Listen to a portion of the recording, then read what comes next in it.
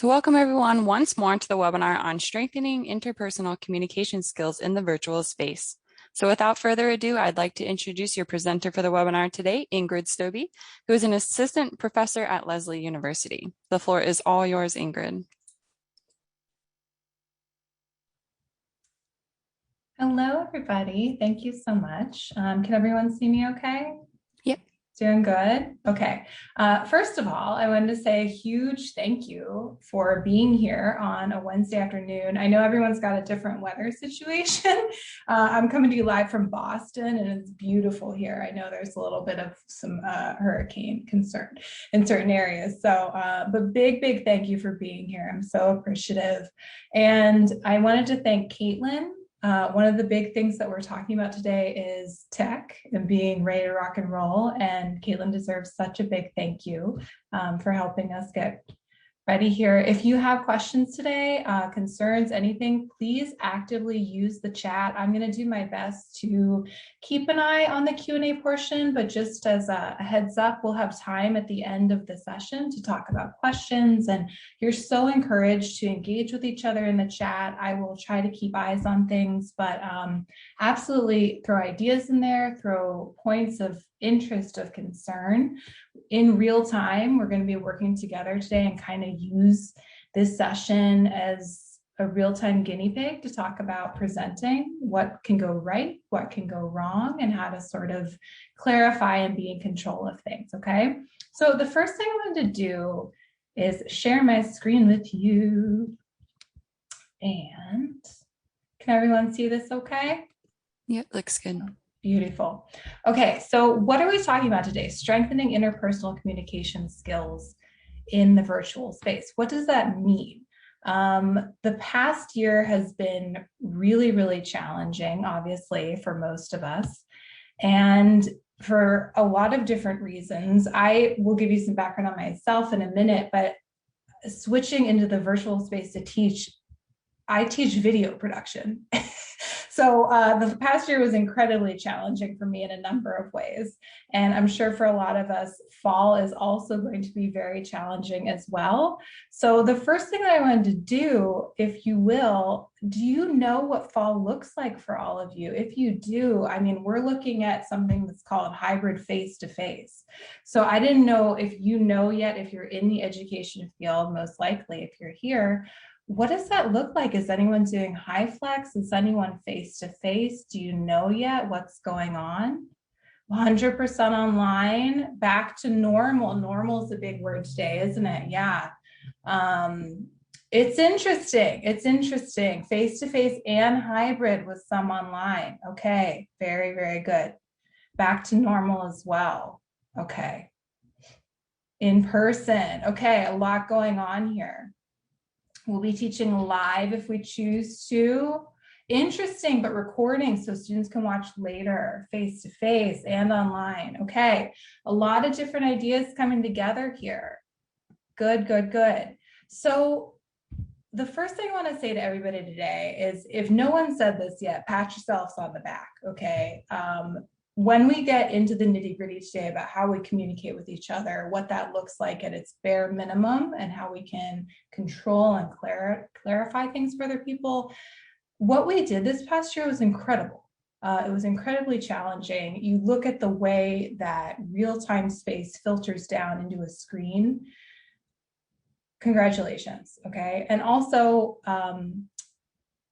be gentle with yourself is a big message today as we go through this, and we'll talk more about why in just a second here. But so what exactly are we talking about today? We're going to break down principles of effective communication in and of itself, right? How do we convey an idea to someone else? How do we absorb an idea from another person? What exactly is that process that's going on there? How does nonverbal communication play into how we absorb information and how we convey it to somebody else? What the heck happens, right, when we take those principles and the way we, I love this word normal, the way we normally experience real space, and we compress it down into a screen with other people? It's very challenging, actually. What are problems that could arise from that? Are there opportunities to do better I'm sure, and safe space here today, I'm sure there are people in administrative roles wondering, could we save money on this energy bill if we move this class online? Okay, well, is that an opportunity for someone? But what does that mean for the educator and for the students, right?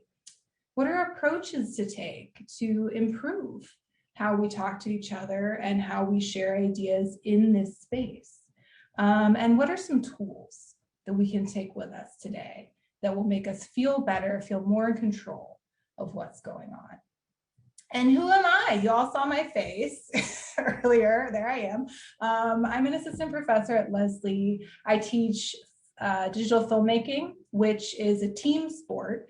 And I'll talk a little bit more about that and what my personal experience was like. We moved online over spring break in March 2020. So we had a week, right, after being on ground for most of my educational career and teaching a very tactile thing. We had 7 days to take classes and transform them. And then we subsequently spent this whole past year online. I love that everyone was so sharing and what their fall looks like. Our fall is face-to-face hybrid. There will be some courses that will be high flex, this mysterious word, high flex. We'll talk about that. But I also spent a lot of the last years, I'm sure many of you did, going to online lectures, going to workshops, and wondering how I could do this better. It was new to me. And in that process, I learned a lot using myself as this little guinea pig. What went well? What was a session or a workshop that I went to that felt really good? And why did that happen? And what were moments when I didn't feel like I had either absorbed something, or when I was teaching, did I have a day like we all do sometimes where you end and you're like, did that land? Did I do it? I don't know. So thinking a lot about that, I started pulling things from the air. And if you can't tell already, I'm a big gesture person and I love real space, and I'm used to teaching in real space, and you can't do that all the time now. So I wondered and put down on paper, how can we maybe try to do this better? And what is stressing me out? What is making me feel tired, depleted, like I'm not being my best self, right? When I'm teaching, that kills me. When you end and you had such high goals for something and you can see that it's not landing. And I put it down. I super encourage all of us to engage today. Let's treat this in real time like a workshop, and feel free to just jump in with ideas and thoughts. Okay, so end of the day, right? End of the day, why are we talking about communication? At its core, right? We're interested in effective learning, if you're here, probably, right? When we're in a classroom together, normally you can see that something is not hitting the mark, right? And you can come at it a different way. You can pivot. You can say, okay, let me try this again this way. I'll give you another anecdote for this. It's really challenging in this space to read a lot of those signals, which we'll get to in a second. But so that's an issue of communication, all right? So what are the bridges that we're trying to build for each other so that ideas and learning can happen? Because if we're not communicating effectively in whatever that means in these different spaces, then someone is probably not learning effectively. And at the end of the day, those are our goals, okay? Let's pause for a sec. Let's talk about state of affairs. It's been really fascinating on a personal level to do this talk several times over the arc of the pandemic. Obviously, we are not out of the woods yet, and different parts of the world are experiencing things with more severity than others right now. Fall in our chat looks very different for a number of us. We've got high flex, we've got online, we've got face-to-face. Someone mentioned they're going to record sessions so that someone could watch them later if they wanted. Each one of those is a different teaching style, isn't it? Each one of those has a different presence or lack of presence. And a phrase that I use sometimes this whole past year, I felt like it was stand-up comedy. You're up there with the spotlight, you can't see anybody that's watching you. You're like, I hope this is going okay. So moral of the story is the things that we're talking about today, you can take with you. These will things that will be Right? These are things that will be valuable, I think, no matter what is going on. And speaking as a real life example, I want to point out one of the things we're going to talk about today is that essentially like stuff happens. There's a garbage truck. I live on the busiest street, and I think Caitlin knows this from last time. Stuff happens, and in real time right now we may get a whole musical accompaniment from a garage truck. I think last time we had to stop it for a whole fire truck brigade, but go with the flow, easy breezy, and let's jump right in here. Okay, so how do we communicate with each other? Bare bones. No matter if you are verbally communicating, this also applies to sign language as well. We're going to talk about verbal versus nonverbal information, okay? Now, when we talk about these, they essentially break down into 3 parts. Your tone's a big word for us today, we'll delve more into that. The body, the way it is strengthening or contradicting that information, and the words themselves. So when we say verbal, I want us to not only think about speaking, right? This is actually inclusive of all chosen words to communicate, okay? So it also applies to sign language as well. Nonverbal is the way that things are delivered physically, okay? It's huge, it's extremely important. So multiple components here. It's not just what is being conveyed, but it's the how that's big for us today. The how is this coming at me? Study after study, and I've got, you know me, you know, as teachers, I've got a whole work cited for you all at the end of this, but study after study that I worked on overwhelmingly would put nonverbal ahead of verbal communication. 1 as much as 4 times, which is what I put here. So why is that important? Because look at my body right now. Where is it? It's a, you know, you got this little piece of me, and I'm such a gesture maker, but I find myself in the screen having to almost put like my little, almost like T-Rex dinosaur gestures together, because most of me is gone. Most of that physicality is gone. So if, as a human being, if most of what I gather from you in what I'm learning and what I'm gaining from my exchanges is nonverbal, and we've lost a whole bunch of the body, what do we do with that, right? What do we do with that? And what's its effect on us? We're going to walk through some nonverbal cues today. A lot of these I know we're familiar with, but we're laying that foundation. Eye contact. Look at where I'm looking right now. Again, we're using ourselves as real-time guinea pigs. I'm not looking at you. I'm looking at the line of faces that I can see to my right. My actual monitor right here, right, my camera to see everybody is still not proper eye line. So food for thought, right? When we engage with someone with our eye contact, there's a lot of things that are going on there. We're expressing interest. I'm looking at you. I'm intrigued by what you're saying. I'm engaged. I'm not just sort of like meandering.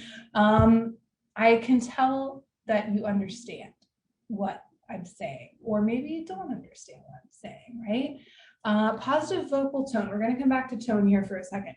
When we talk about tone, we're talking about affect. We're talking about the way a word comes at you. Is there an edge to it? Is it sharp? Is it soft? You know, is it reassuring?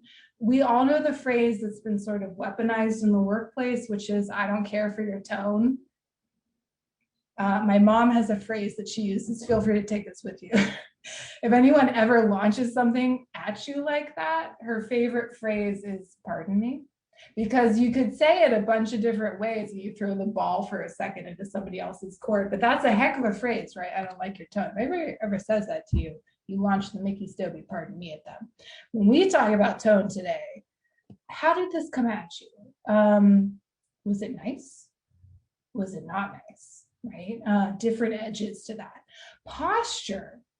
If I was giving this talk today like this, I don't know, friends. Proper posture expresses engagement very simply. Slouching, you know, I'm kind of tired. I don't know if I'm super interested in what you have to say. It's important. Touch. This is a big one because you gotta be 1,000%, right, with touch. It is not usually appropriate in the workplace.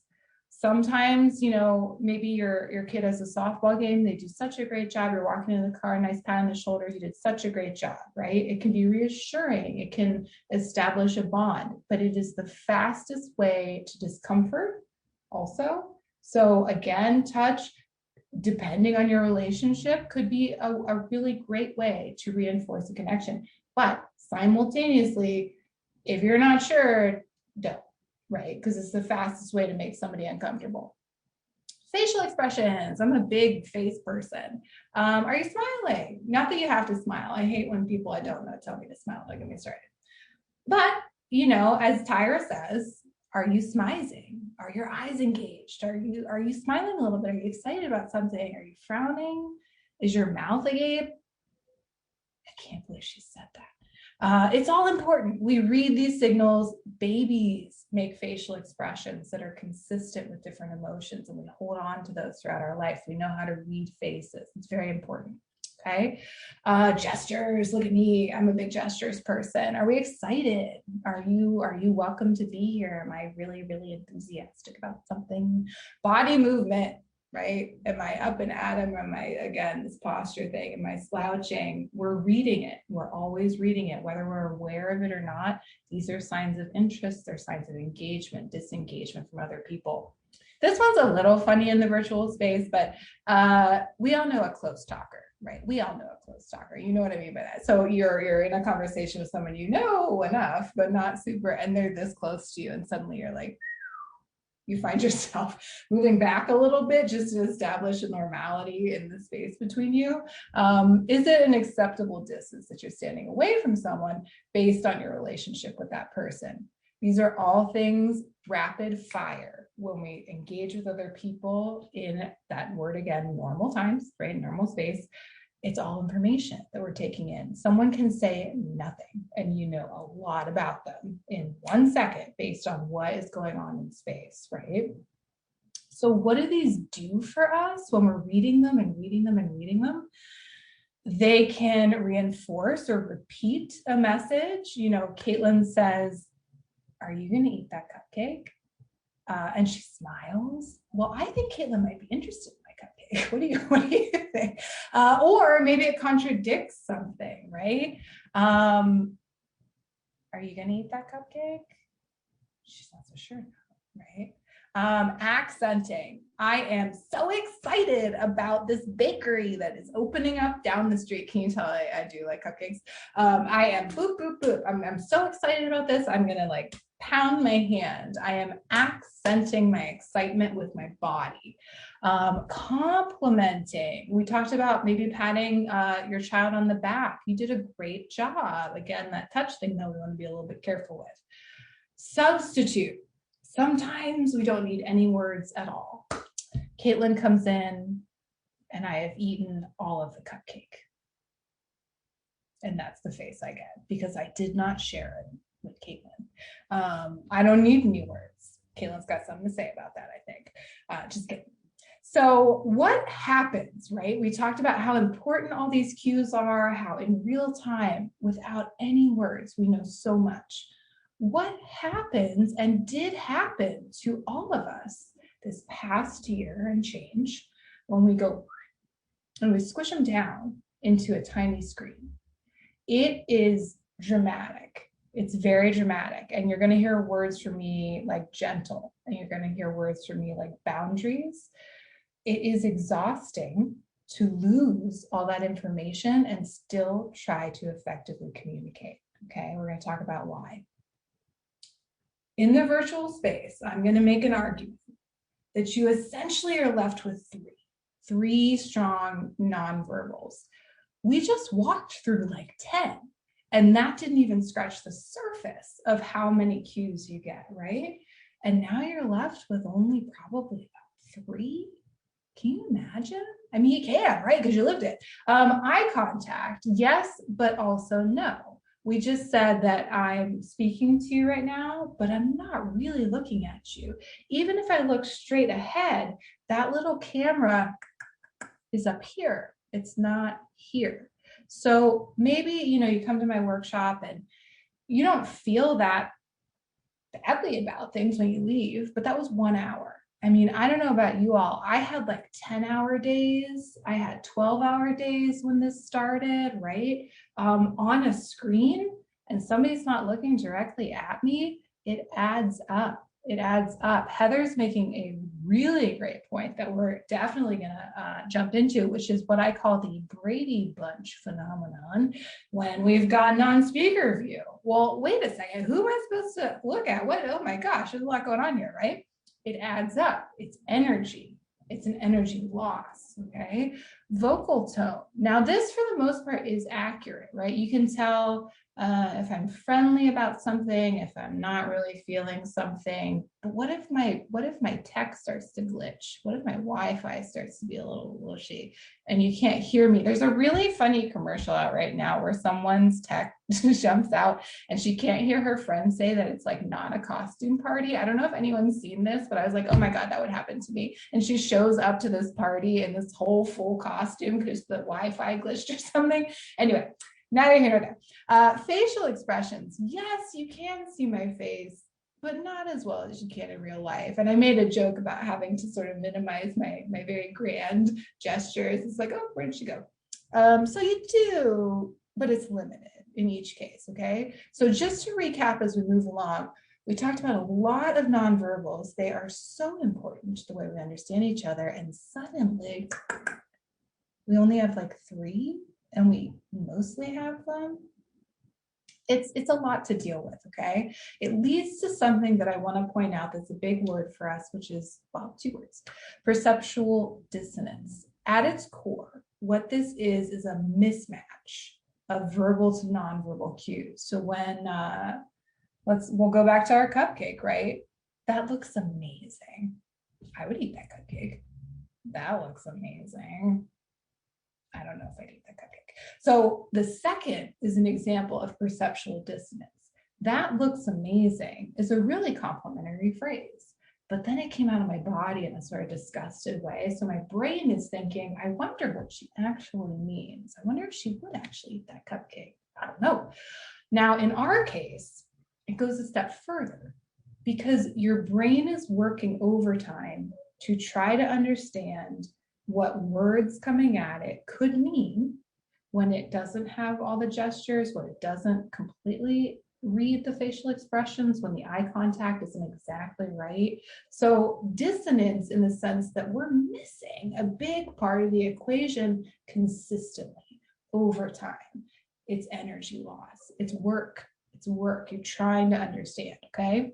You as a speaker are also less confident that you're being clear in the way that you're communicating to other people. So it's also a psychology thing. You can start to doubt yourself because you don't have that reassurance that so many of us look for in real life when we talk to or engage with other people, right? My lady, she's tired, right? I called it virtual fatigue in here. You'll hear Zoom fatigue a lot, but of course we have a number of different platforms. It's perceptual dissonance overload. There is a reason we're all exhausted, right? Exhausted. I couldn't quite figure it out at first. I was like, well, I'm just sitting here. Surely this would be easier than when I'm running around on campus, right? And jumping in. It's not. It's really not, because you don't fully understand everything going on at any given time for a long time. Okay, 10-hour days. It doesn't matter how much coffee, right? So what exactly is virtual fatigue? You're working overtime. You're working overtime to understand someone else, and you don't realize you are, but it's like what we talked about the cupcake numerous times, right? Did they mean this? I don't know. You're not consciously thinking of that, but your poor little brain is just like, oh. And can you imagine trying to learn through that? Right? It's a problem. It's very, very challenging. I mean, these people are tired. Okay, so personal experience. I fully acknowledge in this slide, this particular estimate is not based on science. It's based on the science of Ingrid, and the science of Ingrid is exhausted. How much time as an educator or as a listener do you realistically have? I'm going to argue based on my past year and a half I don't block a lesson out to take more than 60 minutes per big point. And what I mean is if you've got like a 4-hour class, plan on a lunch break. You can do 60 minutes, stretch it out, go get the coffee, come back, make another point, then maybe take your lunch break. I'm not kidding. I cannot absorb more than 60 minutes at any given time. And you start to lose people. You as a speaker start to be exhausted. Our webinar today together is 1 hour, right? That's what you got. That's what you can stay fresh in. I also, my heart particularly went out to people with young children. I made this graph almost as a silly thing, but God bless our little guys. They had virtual gym. They had, virtual course, which I still don't know exactly how that would work, right? But it's really, really hard. By the end of a day, you're exhausted, okay? So my personal take was that 60 minutes, that's what you can get. And then you have to go, let them stretch, let them go do something, breathe air, right? Come back with something to, energize with. Okay, so specifically speaking, the method to the madness here. Why are we so tired? More focus is required. Again, whether you're aware of it or not, your brain is wondering where these other cues are. They're not there. So what exactly does this person mean? Let me work on that. You feel like you're being watched, the Brady Bunch phenomenon. I personally, and I consider myself a reasonably tech savvy person, I didn't know I could turn off my own camera for like 6 months on Zoom. And so you're looking at yourself as if in any normal conversation, you're holding a mirror up to your face and looking at how you look like to talk to people. It's abnormal. Jennifer, I'm seeing your comment. I can find some stuff. Otherwise, I'm happy to personally come and back up the 60 minutes data for whoever needs to hear it. Different kind of silence. This is big. We talked about how without saying a word, you can tell a lot from another person just by being in the same space, right? Well, what if you're looking out, and we've all been there, and you're looking at like 10 gray screens with names on them? Well, I don't know actually if Bob did or didn't get my point right now because I can't see Bob. I can't see Bob. And we'll talk a little bit more about screen equity in just a moment, but it's really challenging as an educator in particular to say, is everyone okay? Did you understand? What does silence mean? Did somebody's tech did their Wi-Fi glitch? I don't know. And big, I don't know how you all felt. I had a lot of friends when this first started, and we all, you're in your home forever and you're quarantining, and it was wild. My friends would be like, "Oh, let's have a happy hour. I miss everyone." I was so exhausted by the end of a workday that I couldn't even go anymore on my screen just to have like a catch up with some of my friends, or you have the family, the epic family Zoom where everyone's so excited to see each other. And isn't this great? No, it's not. I was so tired, and your life is spatially now combined. Your office is your home, is your party, is everything. And you're like, what is my life? What I am confused. I feel uneasy. And maybe you couldn't articulate why, but all these factors matter. They exhaust the body. Here we go. Okay. Am I going to leave you hanging? No. We have some tools for success, that I want you to take with you today and think about. I know we're all in different situations for fall, but I think these will work for most of these situations. And some of them are challenging. We're going to talk about boundaries today. I completely understand that it can be really hard to set boundaries, but we'll talk about why they're important. Okay. Oh, look, there we are again. As a speaker, as a listener, we just talked about how there's only so much you have to give, and there's only so much energy you have to absorb. Okay. So how do we maintain clarity? How do we make sure we're absorbing what we can to the best of our abilities, no matter what the situation is? Okay. As a speaker, What should I take into consideration to make sure that other people are getting what it is I want them to get? As a listener, am I recognizing that I can advocate for myself and things that I personally need in an environment where I'm missing a lot of communication cues? And in general, what are some tools to take with me? I also want to acknowledge you all are making brilliant points in the chat, and we're going to come back to those in just a moment. So primary, secondary, and as I call it, the gravy on the mashed potatoes, right? Primary as a speaker, and again, big shout out to Caitlin. I can't say this enough. Caitlin and I hopped on, I think like a week ago, and just checked tech.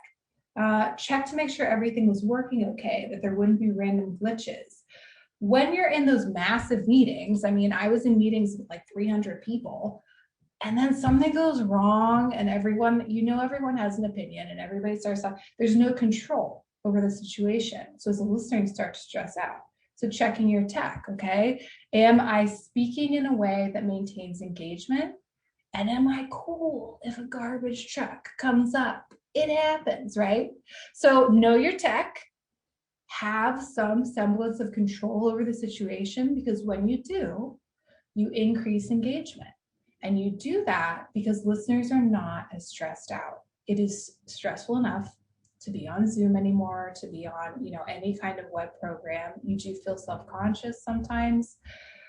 Okay, let them at least feel like you have control over the situation and how things are going to go. Integrate your experience if you can. I started a 2-week summer course on Monday, and better believe we're not just staring at each other for 3.5 hours, right? We've got videos to watch, we've got activities to do away from the screen. So even though it's virtual, it's physically engaged. There's supplemental material, right? I don't normally talk this. I'm not even talking slow, but I'm talking in a way that I'm trying to make sure my words are very clear for you. When you talk to people online, you don't have to talk like this, right? But you do ever so slightly.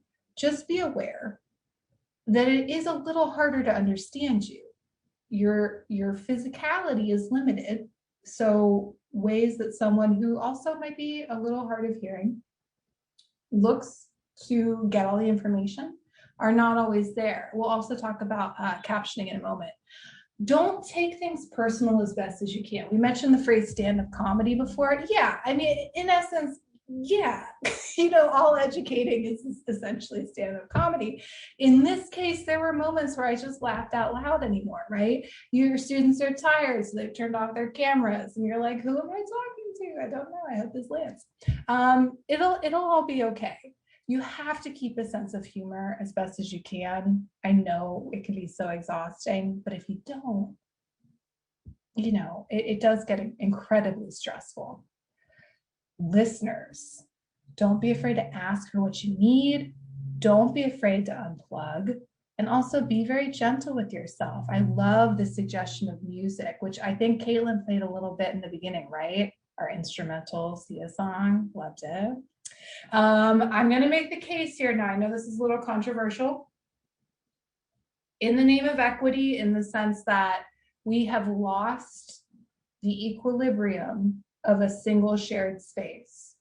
We've never had to be in each other's homes the way we were over the last 1.5 years. It's a deeply personal thing, right? Some students do not have the same home as other students. Some students come from wealthier backgrounds. Some students have 5 siblings that are running around all the time. You never know what's going on. So it is challenging. Absolutely. There were days when I had a lot of gray screens, but there were days when I asked, is everyone okay? And they weren't okay, but they had still showed up to class. They just could not have that screen on in that moment. Okay. So we just don't know. I'm not saying it's not hard, but I would argue if they need it off, let them have it off and let them communicate to you in a different way. Use the chat, do breakout rooms with smaller groups that maybe they feel more comfortable in. There's ways to sort of work around this. Pause and breathe as a listener. If you show up to one of those 300-person meetings, God bless, right? And there's a tech issue, I've just turned off my camera and gone to get a coffee. I'm one person out of all those people. They don't need me for a second. I don't need this stress if I'm gonna sit through this meeting. I'm gonna go calm down, come back when they're ready, right? The Brady Bunch phenomenon. Try to use speaker view when you can, right? Looking at all these small boxes will never happen in real life unless something very, very weird happens. Try to enlarge the person's face that you're learning from, and then you don't feel so much like you're on display. You don't feel like there's an audience. When you sit in a classroom physically, that it's not the same at all. You don't have all your classmates looking at you. As an educator, you do, but it's still much different, right? It's not all coming from one direction. So try to mimic that. Use speaker view. It's okay to also ask her what you need. I tell my students this all the time. If you need something, you can absolutely tell me. If it's closed captions, if it's a different way to watch or hear certain media or me, right? We can make that happen. I have a lot of references for us, and we're excited for different technology that you can use to add captions and different helpful elements to your work. Also, consider your monitor placement. I had a buddy tell me this, and I thought it was brilliant. If it's weird for you, right, that I'm talking to you right now, but I'm looking over here, and it helps to actually physically move your camera to make your body work with the way someone's looking at you. I know it sounds really weird, but it does actually matter that your body be parallel to the way someone's speaking to you. I thought that was a brilliant idea. And also, just be gentle. Gentle is a big word for us today. It's really hard. This is really hard. And I wish that someone had just said that, right? I wish someone had just said that to me at the beginning. I know this is going to be exhausting, but we'll get through it. And no one did. And so you start to doubt yourself and you start to wonder what's going on. It's exhausting. Be gentle. We'll talk about how in a second. General ideas, right? We're going to continue going to virtual things. So we want to protect ourselves, knowing that some of us may have had a hard time over this past year. Boundaries are very important. They lead to intelligent scheduling, okay? And also, again, bend with the breeze. Bend with the breeze. Try not, as best as you can, try not to log in at the last moment so that you feel a bit flustered and that you got to check your mic. Blah, blah, blah. Take a breath, right? Gather yourself and then go to your meeting. Decide if you can have your camera on. Maybe you're stressed out that day. Maybe you're eating a sandwich and just don't want everyone to look at you while you're eating a sandwich. Little decisions like that, they matter and they help calm the body, okay? Especially this fall, as we mentioned before, so many different learning styles happening this fall. High flex, hybrid, recorded, in person, multiple. Maybe one class is this and one class is that. Let that be your focus. Don't jump on meetings that you don't need to be in. We all, get those emails where it's like, oh, I would love to see you for this. Are you available for that? I thought you would be great for this. I just got volunteered for a committee, everyone. And I laughed out loud. We all have asks of us. Try to only take on what is necessary and let your focus be the hard work of fall's classes. When you have a lot of meetings, try to pad them as best as you can. If you're in one meeting and you got a back-to-back and you can leave that first meeting a little early, just do. And then you can stretch it out, get some fresh air, get a snack, and get ready for the next one. This is very tempting, and I'm going to tell you an anecdote. Try not to multitask. Like, you're in a meeting and, oh, but I can send this email over here. Let me do that too. There's a phrase called continuous partial attention, where nothing you're doing gets your full attention. So everything is done this well. One time I did this and tried to send an email, and I realized, thank God, before I sent it, that what I was writing in my email was what the person in the meeting was saying on my Zoom. So don't, be careful and don't exhaust yourself. If you do, it's okay. It's okay to be tired. It's very normal, in fact, right? And I left this in here. This was a note from when we were really in it, right? We were really, really in it. But you have to remember that this is not real life, in the sense that it's very easy to want to do the best job that you can, right? But you're in a almost like a matrix of sorts. You're in an educational matrix when you're in here. Just remember that, and the fact that this is not the easiest thing to do, and it's not forever, right? It's not forever. When you know that something has a limit, sometimes you can get through it better. Okay. So one of my favorite quotes, our buddy Ralph, what you're doing speaks so loudly, I can't hear what you say. Overwhelmingly, some of our takeaways today, and then we're going to come to these great ideas in the chat. Nonverbal is huge. It's huge. And to completely limit it in the ways that we do when we're on screen has real consequences. You feel it in your body. And I wish I knew earlier what was going on there. I wish I knew why I was so exhausted. And it took a second to just name it, to put it down. And sometimes when somebody gives a name to something that you're feeling, there's a calm in that, and there's a reassurance that someone else experienced that as well, and that it's very normal to do so. And you say, okay, got it, that's going on. Okay, let me reroute. These are wonderful references for you. There's a lot of information in here. Someone asked a great question, I think it was Jennifer, about the 60-minute rule. I don't know if I have an exact reference for someone on 60 minutes, but I'm happy to email whoever we got to email and say this is true. But there's some really great things in here. And closed captioning, ways to use Kaltura is also in here. I would love to talk further with you. You can find my information here. These all went to Caitlin. So again, super happy to talk this out with anyone. I think it's so important, especially as we're going into a fall that's really multifaceted. So big takeaways from today: be gentle, take your time. Don't be afraid to say, excuse me, I can't do that. I got to push that meeting to this time because I'm a bit tired and I have priorities here. Okay. All right. Let me stop my share for one moment here. I think, oh, look, we are nothing if not on time. I was like, great. We have some time to chat. We have some things that we can talk about. Now, there was some wonderful suggestions for things that were helpful to people. Someone suggested music. Someone, I think, breaks in between, absolutely. Breaks are so important. I know that we all get asked and asked and asked. But don't be afraid to say, this is too much. This is too much. Because anything in the virtual space is going to be at least twice as tiring and sometimes take twice as long as it does in real time.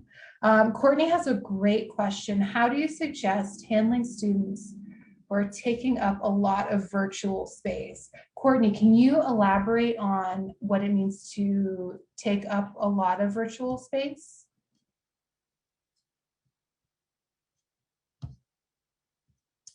And while Courtney's elaborating, Dawn says using a Fitbit and making sure, yeah, listen, and making sure you have so many steps in the day. It is really important to get up and away from your desk. Courtney, yes, please, you can absolutely unmute yourself. Hello, hello. Hi. Hi. This was great. What I mean by virtual space is you ask a question or you're putting a question out to the whole class, and maybe one student starts, like they do in class, speaking, and you can't seem to get them to stop. So you can either answer their question or another student can answer their question.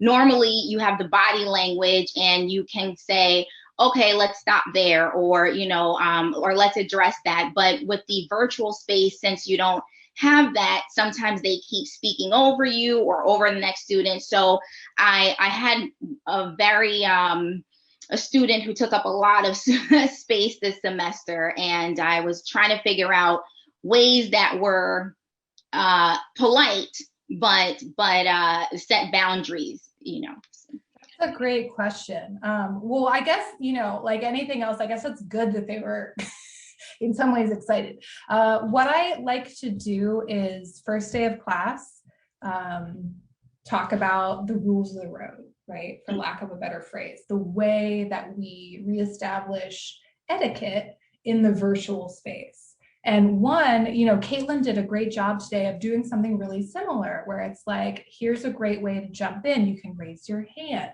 You can use the chat actively, but please raise your hand in this particular instance, and I'll call on you because we have a lot to cover today. And I appreciate your input. I'm so glad you're excited. I just need to make sure we get all of the information to everybody. So it's almost like a preemptive strike, if you will, where it's like, here's how we're going to do this, especially today, right? You could even say this particular lesson is dense.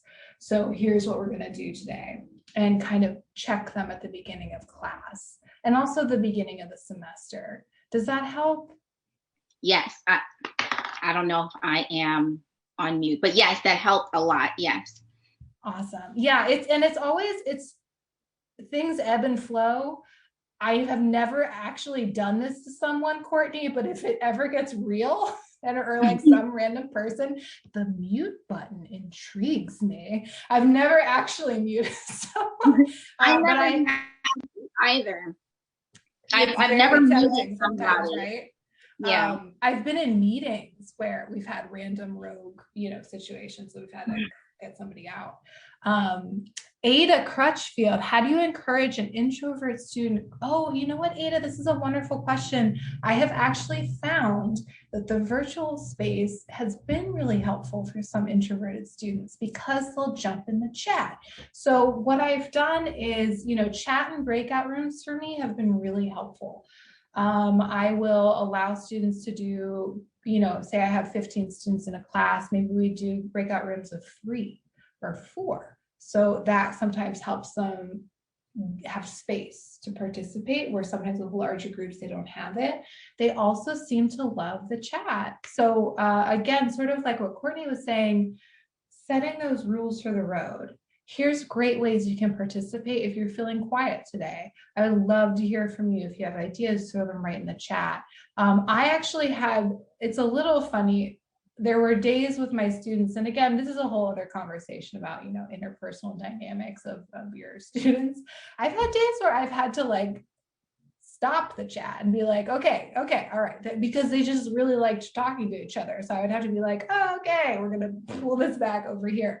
But they have other ways to communicate in the virtual space. So sometimes I actually really like it once you give them the okay, right? You give them the platform, you give them the structure to say, this is a great way for you to share ideas if you feel quiet today, okay?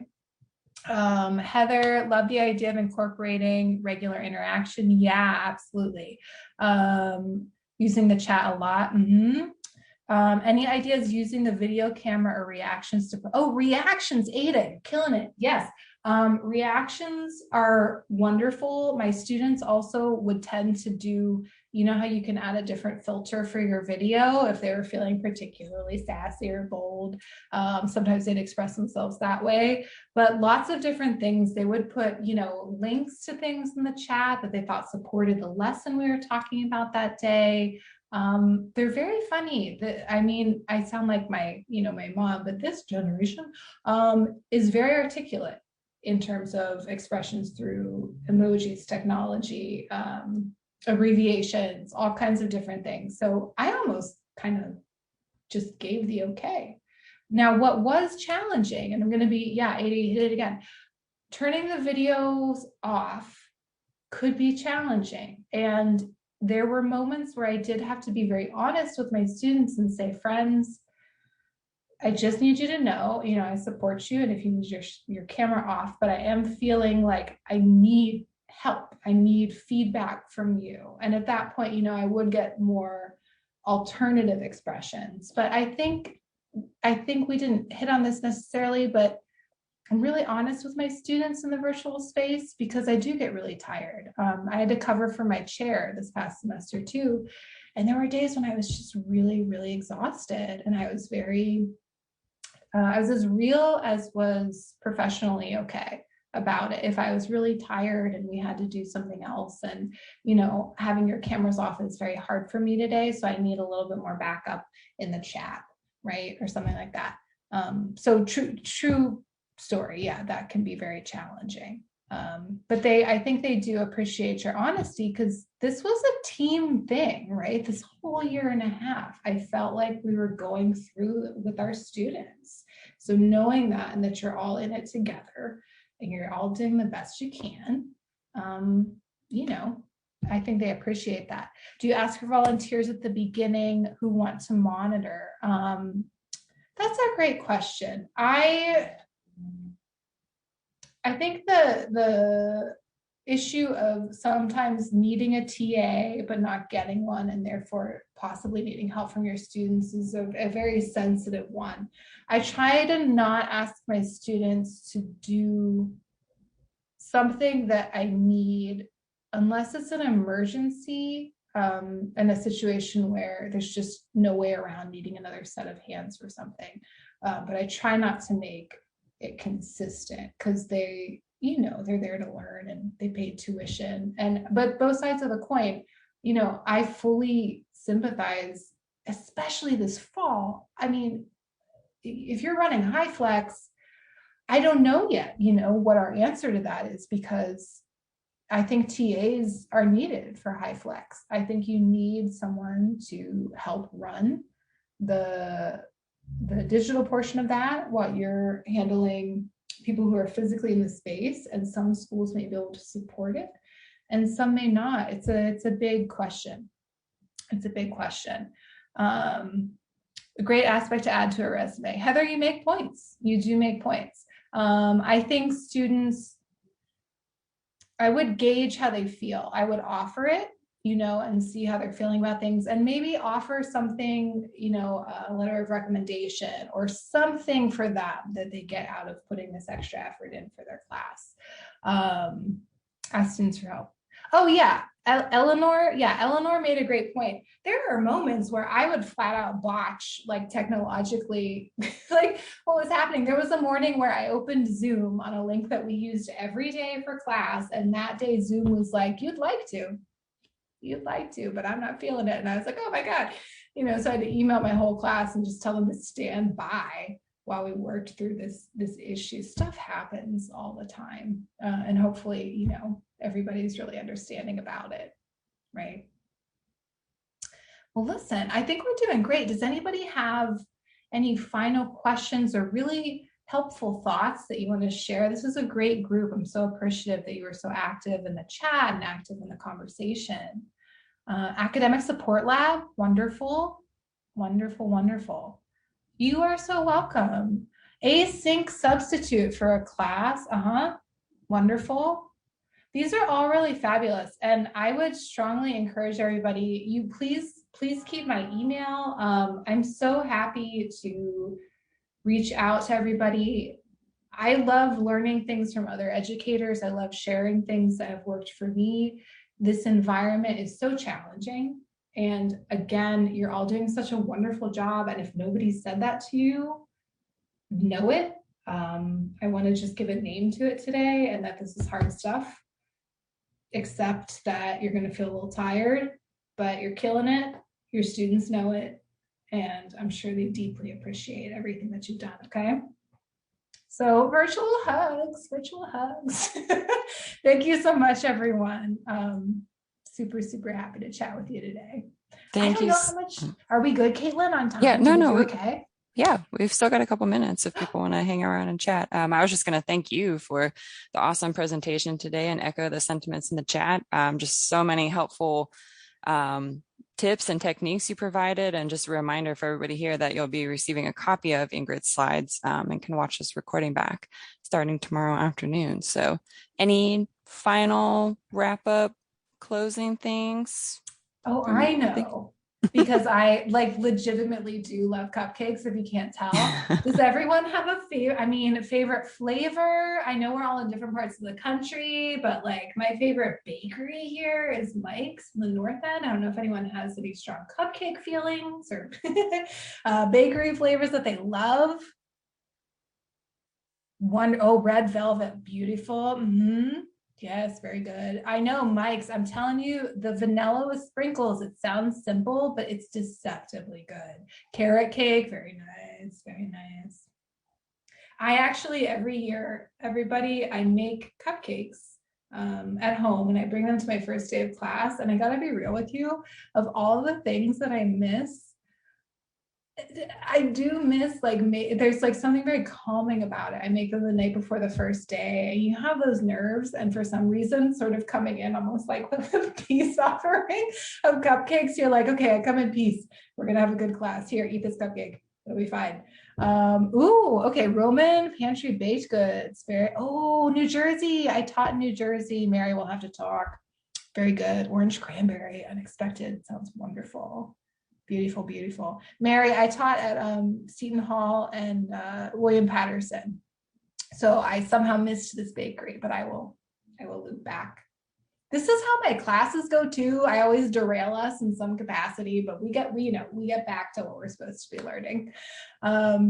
All right, friends, it's been real. I am so happy we got to hang out together today. And please email me. I would love to talk further, or if anybody has any wonderful suggestions, I'm always up for talking about online stuff because it's wonderful and challenging at the same time. And thank you for these nice comments. Run to your Zoom meeting, but gather yourself. Right. Grab a cupcake in between. Yes. Thank you so much, Ingrid. Just a final reminder before I let you all go that this is a series of 8 webinars.